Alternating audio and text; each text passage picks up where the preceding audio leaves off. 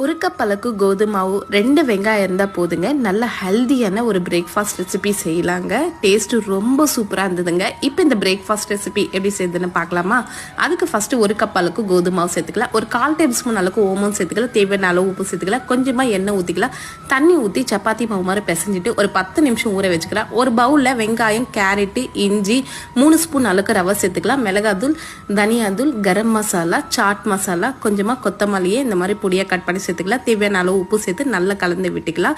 இப்போ இது இருக்கட்டும். இப்போ கையில் கொஞ்சமாக மாவு எடுத்துட்டு சப்பாத்தி மாதிரி கொஞ்சம் நல்லா பெருசாக திரட்டிக்கலாம். பாருங்க, இந்த அளவுக்கு திரட்டிக்கினா போதும். இப்போ வெங்காயம் மசாலா சேர்த்துட்டு இந்த மாதிரி ரவுண்டாக ஹோல்ட் பண்ணிக்கலாம். லைட்டாக இந்த மாதிரி ப்ரெஸ் பண்ணிக்கோங்க. இப்போ நடுவில் கத்தியில் இந்த மாதிரி கட் பண்ணிட்டு இப்போ நான் மடிக்கிற பாருங்க, இந்த மாதிரி மடிச்சுட்டு திரும்ப சப்பாத்தி மாதிரி நல்லா மெலிசாக திரட்டிக்கிறேன். அப்போ தான் வெங்காயம் நல்லா வேகும். இப்போ பேனில் 2 பக்கமாக சுட்டு எடுத்தால் நல்லா ஹெல்தியான ஒரு பிரேக்ஃபாஸ்ட் ரெசிபி ரெடி.